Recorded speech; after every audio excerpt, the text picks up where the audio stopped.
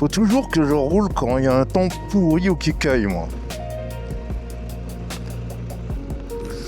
Allez, on se décolle.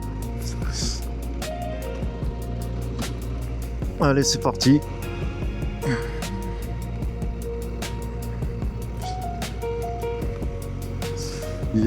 C'est bien brumeux là. Hein. Il faut que je rentre chez moi avant qu'il fasse nuit. Bon, j'espère que vous allez bien. Hein. Moi, ça va. On se l'écaille un peu là. Et alors là, on est à Voisin-le-Bretonneux dans les Yvelines. On va taper un petit peu de ville et de l'autoroute, surtout de l'autoroute.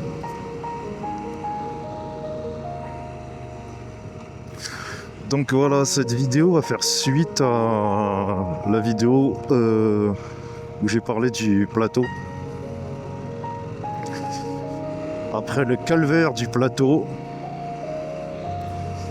ça a été la circulation. Et donc, une fois après avoir obtenu le plateau, j'ai commencé les cours de circulation. Et là, t'es super content parce que tu te dis, génial, j'ai enfin eu ce plateau de merde. La circulation, ça va être une formalité, je vais l'avoir les doigts dans le nez. Eh ben non. non.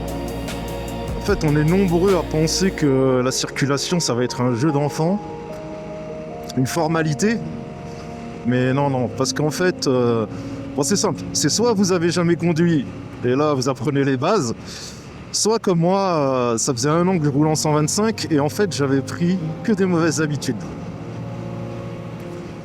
Et la première des habitudes, par exemple, c'est le placement. Je dirais pas comme ça, mais à l'auto-école, ils vous apprennent à bien vous placer. Il y a la trajectoire aussi, quand vous prenez vos virages, etc. Il y a quoi d'autre Il y a plein de petites règles comme ça qui vous apprennent, qui sont toujours essentielles. Au début, moi, je me suis dit, mais c'est quoi ces trucs à la con Je sais déjà conduire, c'est pas la peine, quoi. Mais au final, non, il y a des trucs qui sont super importants. Là où ils insistent beaucoup, et ça c'est normal, c'est sur les contrôles. Les contrôles rétro, angle mort, c'est super important ça. Parce qu'on fait pas assez attention à ça. Et comme en tant que motard, on est encore plus vulnérable que quand on est en voiture, c'est super important les contrôles. Donc moi j'avais pris des mauvaises habitudes en roulant 125, je contrôlais jamais. Je regardais mes rétros, mais pareil, pas souvent, et les angles morts, je les contrôlais même pas en réalité. Donc, on vous apprend tout ça.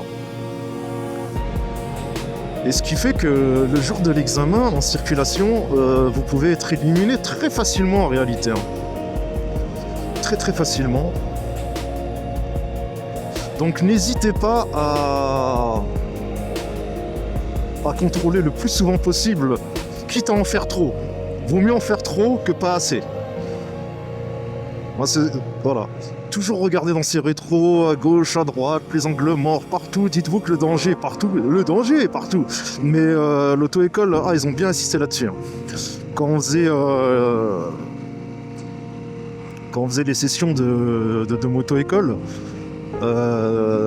les examens blancs, etc., même les cours en général, moi, mon moniteur, à chaque fois, il me disait « Ah, là, t'es éliminé. » J'y vois pas. Il me dit priorité à droite, j'ai dit ouais mais j'ai regardé, il me dit non il fallait regarder, mieux regarder, faire montrer que tu regardes et tes angles. J'ai dit ok d'accord, il faut vraiment bien regarder. Pareil, en moto, le champ de vision est ultra réduit, du coup les panneaux, les stops, les céder le passage, c'est plus compliqué qu'en voiture. Tu les vois pas forcément au premier coup d'œil, tu peux vite fait, tu peux te faire avoir très vite en fait. Donc j'étais surpris, hein, moi qui me disais ça va être du gâteau, je vous assure c'était chiant. Et quand je vous dis par exemple je reviens sur les placements, Ah, les placements, c'était quelque chose. Hein. Savoir prendre un rond-point comme il faut. La moindre erreur peut être éliminatoire. Hein. Surtout que là, l'épreuve, elle a été corsée. Avant, il fallait... Oh, je m'en rappelle plus.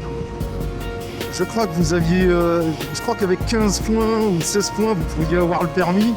Là, sur 29... Et là, maintenant, il faut avoir 21, il semble.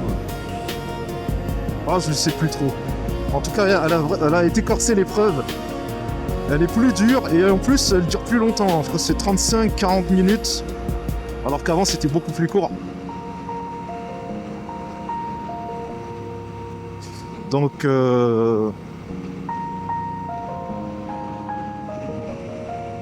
c'est bouché, là. Voilà. Dans Marie sur l'autoroute. J'espère que vous allez bien m'entendre, hein, parce qu'à mon avis, avec le vent, là, ça va être compliqué.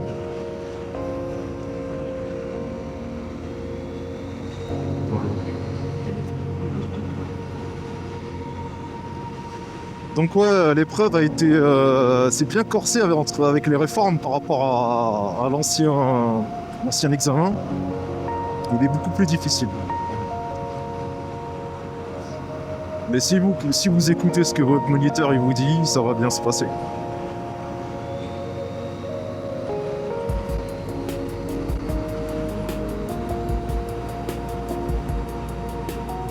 Il y a du monde à cette heure-ci. Hein.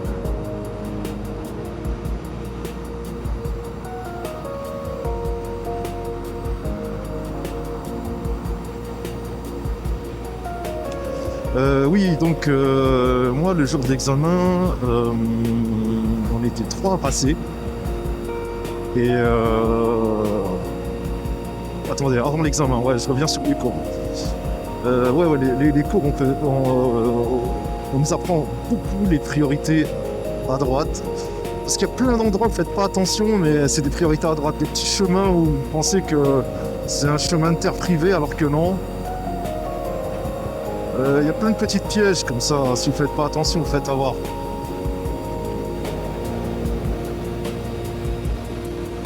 Donc voilà, on vous apprend le parcours que vous allez faire, le parcours susceptible. Vous allez faire.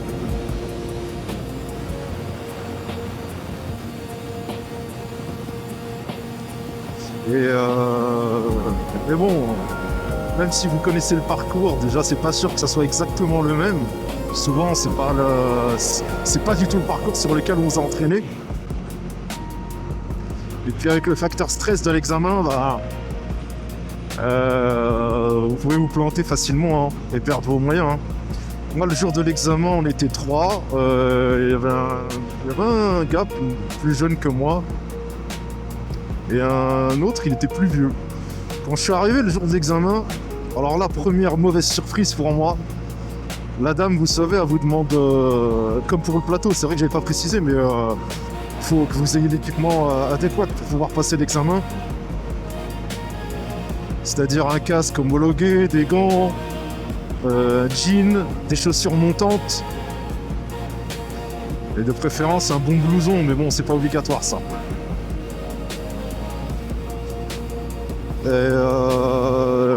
Moi, j'avais un casque, sauf que la dame elle me dit, j'avais un casque intégral. La dame elle me dit, monsieur, ça va pas être possible, vous pourrez pas passer l'examen avec ce casque. Je dis, mais comment ça, what? Comment ça?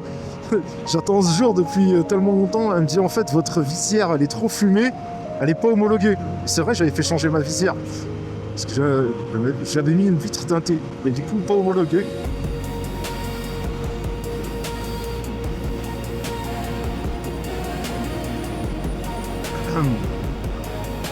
Et le coup de bol que j'ai eu, c'est qu'heureusement un de mes camarades, le plus vieux pour le coup, il m'a dit ouais, vas-y, je te prête mon casque, y a pas de souci. Dès qu'on passe chacun notre tour, et l'inspectrice me l'avait dit, hein, elle me dit si un camarade veut bien, mais il n'est pas obligé de me prêter un casque, ça va le faire. Donc première frayeur, j'ai failli ne pas passer mon examen à cause de mon casque. Donc soyez sûr, moi j'ai eu de la chance, hein, ça se trouve les mecs ils auraient pu... Bon, ça aurait été vraiment des gros enfoirés pour le coup, mais là, on m'a prêté un casque. Mais c'est un truc tout con, hein. Vérifiez bien que vous avez le bon équipement le jour de l'examen. Plateau ou circulation. Parce que les inspecteurs, ils sont intransigeants là-dessus. Et le moniteur, bon, on est 3 à passer. C'était une après-midi. Il faisait beau ce jour-là en plus, franchement, coup de vol. Et le moniteur, il me dit, est-ce que tu veux... Non, c'est moi qui vais voir le moniteur. Vous vous souvenez, au plateau, j'étais passé en dernier. Oh là là, c'est l'horreur. J'ai dit, écoute, cette fois-ci, on va faire l'inverse. Laisse-moi passer en premier. En plus, là, l'examen... en sortant du centre d'examen, je connaissais à peu près le parcours, donc je gagnais des points, entre guillemets. Ça aurait été plus facile pour moi. En fait, c'était plus facile pour moi parce que je connaissais vraiment le début du parcours. Je lui ai dit, laisse-moi passer en premier. Il m'a dit, vas-y, y a pas de souci, tu passes en premier. Et donc, je commence l'épreuve. Et en sortant de l'examen, il y a une priorité à droite, mais le chemin est pavé, vous voyez. Et ça fait vraiment, on dirait, un chemin privé. Et mon moniteur me dit, fais gaffe ici, parce qu'on l'avait fait à l'entraînement, il m'a dit, fais gaffe. Ici, là, dès que tu sors de l'examen, il y a une priorité à droite.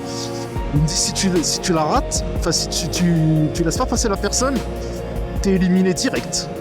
Enfin, l'inspectrice ne te le dira pas, mais tu seras éliminé. Je dis, ok. Et sauf que le jour de l'examen, je vous ai dit, avec le stress, etc., j'ai failli la rater. Au dernier moment, je vois la route pavée, je dis ouais, c'est la priorité à droite. Et hop. Et comme par hasard, à ce moment-là, il y avait une dame. Je me suis arrêté.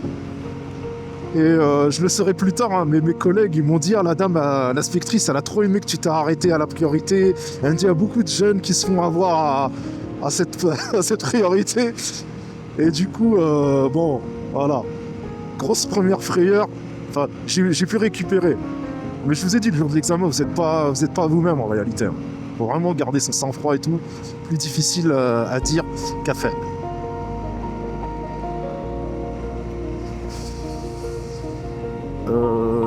Attendez, je vais passer à gauche ou à droite. Qu'est-ce qu'ils font? Bon, on va prendre à gauche. Donc ouais, je prends le parcours. On fait un peu d'autoroute. Pareil, à un moment, ouais, quand je prends l'autoroute, la dame, elle me dit, c'est pas éliminatoire si vous vous trompez de direction. Par exemple, si je vous dis de prendre direction Paris, mais que vous avez pris direction Lille, elle me dit ça, c'est pas éliminatoire. Et à un moment, justement, elle me dit prenez direction Paris, l'autoroute, et sauf que moi je prends Lille, je crois. Mais je me rends compte de mon erreur. Et la dame elle me dit c'est pas grave, non, elle me dit je vous avais dit Paris, et vous avez pris Lille. J'ai fait le signe de la tête, parce qu'en fait vous pouvez pas communiquer avec l'inspecteur, vous devez répondre avec des signes de tête. Mais genre des grands signes de tête pour qu'il vous voit bien, parce que souvent il vous fait la remarque... est-ce que vous avez compris ce que je vous ai dit? Donc vous devez faire des grands signes, mais genre abusé, hein. Limite je me faisais un torticolis. Oui, non, genre est-ce que vous m'entendez pas? Et là, voilà, la dame elle me dit ouais, direction Paris, je prends Lille parce que je suis pas fait gaffe, hein. Et qu'est-ce que je fais à un moment quand elle me dit non, je vous avais dit Paris, mais j'aurais pu continuer, direction Lille, hein. À ce moment-là, il y avait un camion, je fais un dépassement de la mort. Et c'était juste, hein. J'ai pu me rabattre et prendre la bonne direction du coup. Et pareil, mes collègues, ils m'ont dit franchement, elle a trop aimé ta prise de risque. Elle me dit c'était fait dans les règles.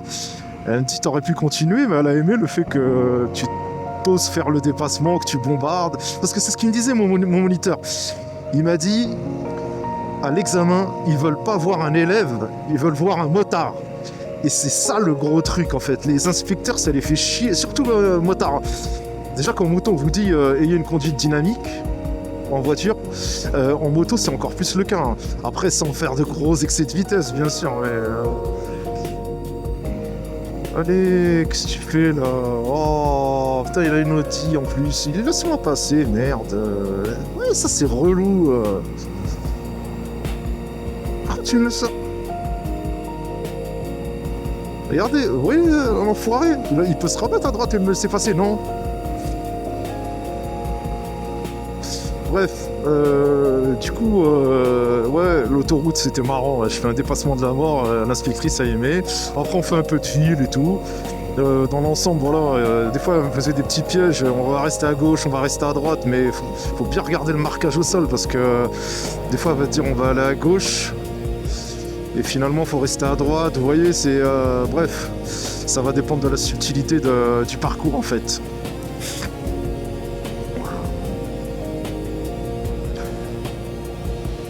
Ouais.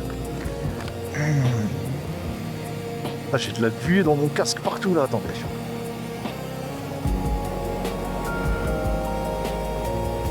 Et donc ouais, ce que je disais, ouais, au final ça s'est bien passé.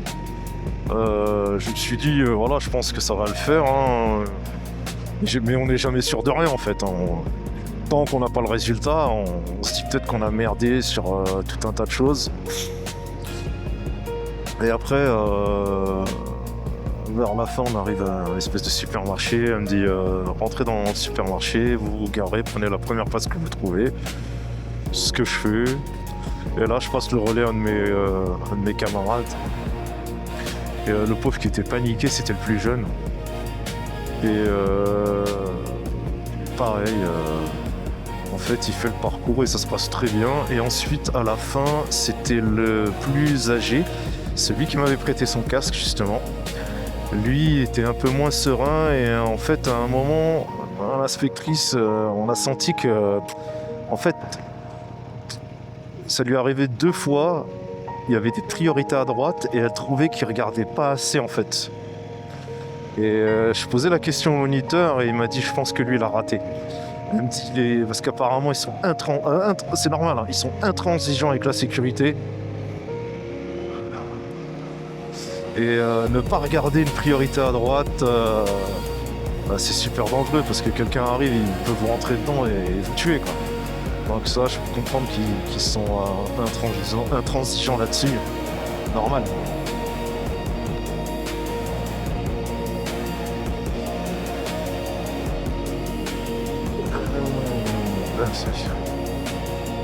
Ici, il y a un radar, on va se calmer. Et ouais, même mon moniteur m'a dit non, lui, je pense que c'est mort, il l'a pas eu. Ouais, j'espère qu'il l'a eu, hein, mais apparemment, c'était pas. Voilà. Et on se disait, avec le jeune, on était en panique. On se disait, ouais, est-ce qu'on l'a, on l'a pas. Moi, il me disait, je suis sûr que tu l'as parce que l'inspectrice, elle a trouvé que tu as été top du début à la fin.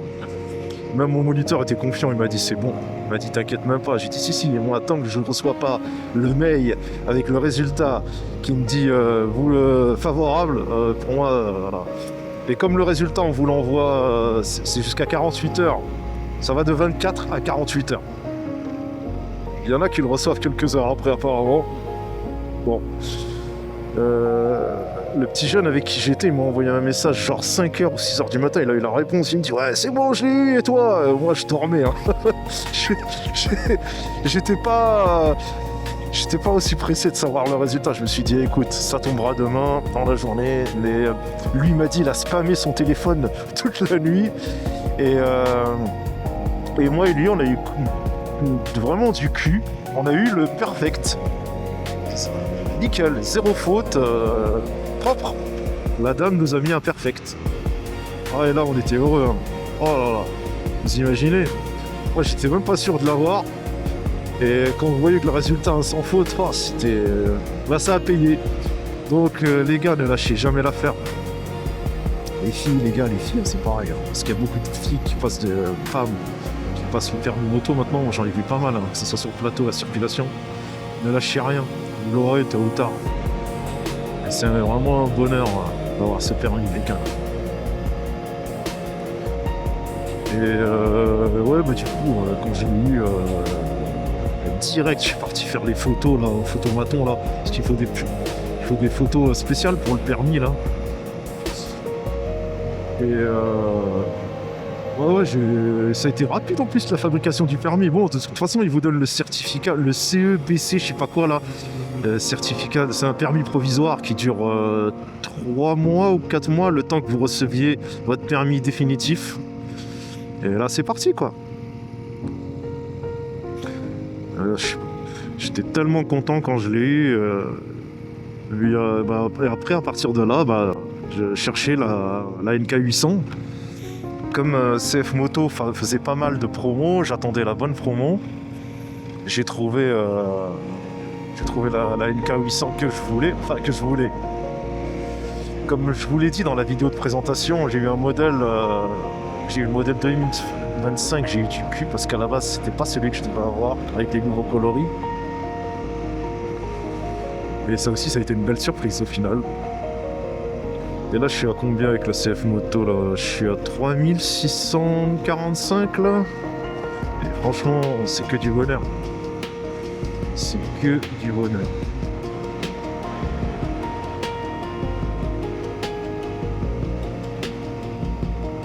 Donc, je vous souhaite à tous de passer et de réussir ce permis. Mais ouais, faut pas croire que la circulation c'est gagné du premier coup. Et ben, au fait, si, moi j'ai eu de la chance. Et là, je sais. Vous vous souvenez, dans la précédente vidéo, je vous parlais du permis, le plateau, mais le code. Le code, je l'ai raté une fois, je l'ai eu au bout de la deuxième fois. Le plateau, je l'ai raté une fois, je l'ai eu au bout de la deuxième fois. Et je me suis dit, la circulation, qu'est-ce qu'il fait, lui, putain? Ça fout chier. Tu sais pas s'il va tourner à gauche, à droite, ça c'est chiant par contre. Donc j'ai tout raté une fois, je me suis dit la circulation, c'est ce qu'on dit, jamais 203. Je me suis dit la circulation, je vais la rater aussi. Eh ben non, c'est le truc que j'ai eu du premier coup. Et je sais qu'il y en a beaucoup qui se sont plantés, hein, les pros du plateau là, qui faisaient des manœuvres de malade. Quand ça a été la circulation, les mecs ils se sont foirés. Hein. Après, l'avantage que j'ai, c'est que moi, ça fait un moment que je conduisais déjà en voiture. Et je conduisais en 125 et je connais un peu le comportement des voitures, des gens. Et en gros, ça me fait pas peur. Vous voyez, j'étais pas comme un nouveau qui avait jamais vraiment pris la route. Prendre un rond-point, circuler entre les voitures. Oui, voilà. En fait, ça me fait pas peur. Et ça, je peux comprendre qu'au début, ça peut, surtout les filles, au début, ça peut être flippant et vous rebuter. Hein. C'est pas tout le monde qui... un truc tout con, là, ce que je vais faire là. Voilà, y a des gens qui sont pas à l'aise à remonter une file comme ça, vous voyez. Ça vient avec le temps, l'expérience et tout ça, mais moi, ça, par exemple, ce truc-là, moi, j'avais pas de problème avec ça, vous voyez. Là, c'est un peu... Hop.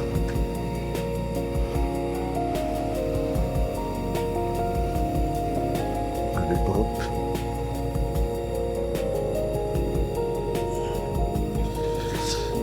Donc je pense que ce qui m'a facilité la vie en circulation, c'est que je connaissais déjà le comportement des automobilistes, malheureusement. Et ça a été un peu plus facile pour moi. Mais après, comme je vous l'ai dit, c'est vraiment quel soulagement.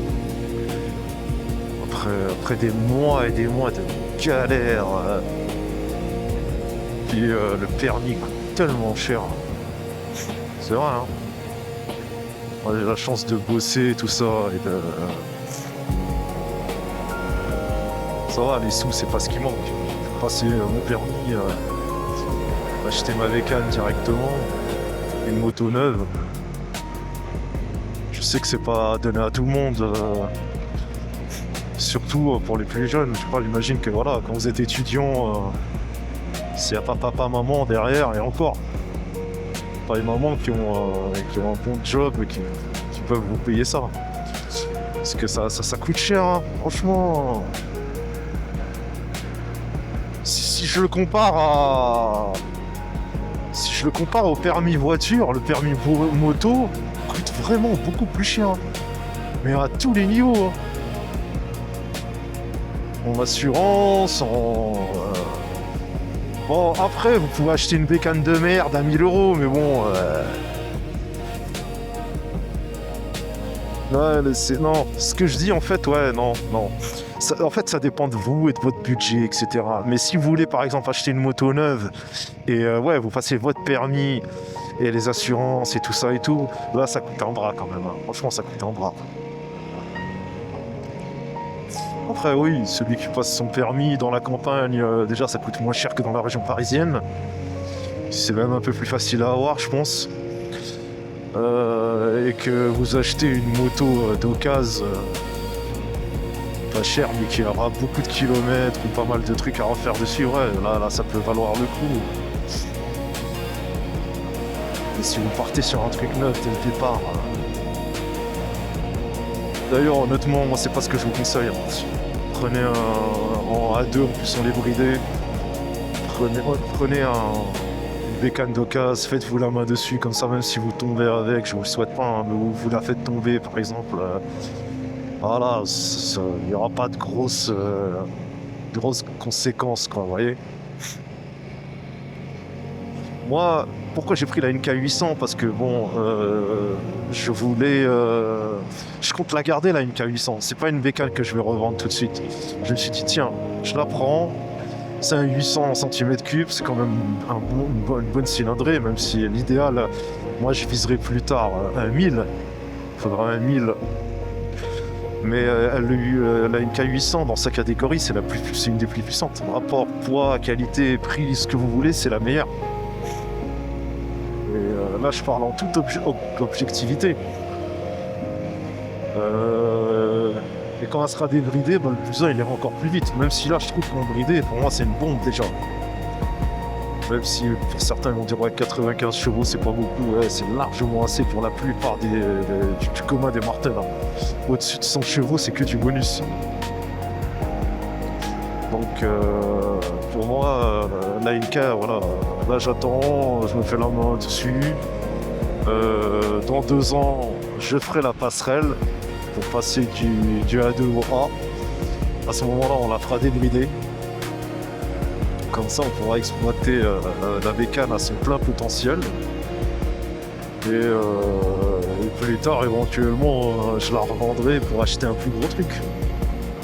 Si on est toujours là, je suis toujours vivant, parce que ça va vite en moto. Ça va vite. On sait quand est-ce qu'on part, on sait pas quand est-ce qu'on revient, hein. Si on va revenir. Et il y a des jours, il y a des grosses frayeurs, très grosses frayeurs. Moi, ça m'arrive de faire le con, hein, et même souvent en vérité. Ça, je peux m'en prendre qu'à moi-même s'il m'arrive un truc. Mais souvent, même quand vous avez une conduite respectueuse des autres, irréprochable, vous faites attention à tout, mais vous n'êtes jamais à l'abri qu'un mec qui vous défonce.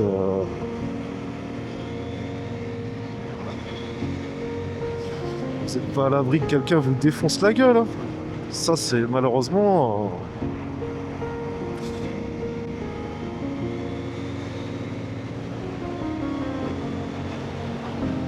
Malheureusement, c'est la vie, c'est le destin.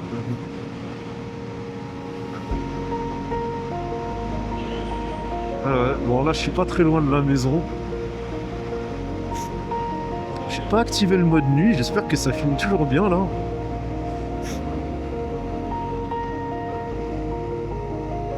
Et voilà, ça a été ça, mon aventure pour la circulation. Attendez, merde, je vais aller par là, hop.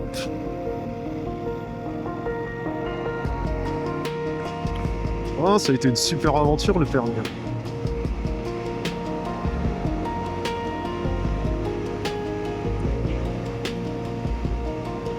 Et on en apprend tous les jours.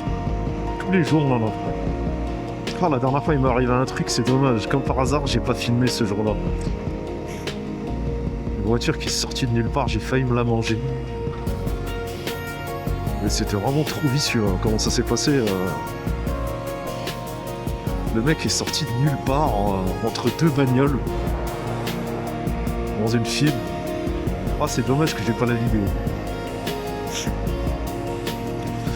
Et je me fais mon expérience, ma propre expérience. Hein. Voilà, lui il met son clignotant pour dire qu'il va tourner à droite, mais non, tu l'as mis trop en avance. Ouais, c'est ce genre de truc, c'est... Là, vous voyez, il avait mis son clignotant avant. Normalement, il tourne avant. Eh non. Et là, tu ralentis pourquoi? Genre maintenant, tu veux faire le... Oh là là, c'est insupportable. Insupportable. Ça doit être un vieux, ça. Voilà, là, tu mets ton clignotant, c'est bien. Quand il faut. Donc voilà, les amis, moi, je vais vous laisser ici. J'ai pas tout dit. Il y a sûrement beaucoup de choses que j'ai oubliées. Mais je pense que j'ai dit l'essentiel. Donc je vais vous laisser ici, les amis. Je vous dis ciao, à la prochaine.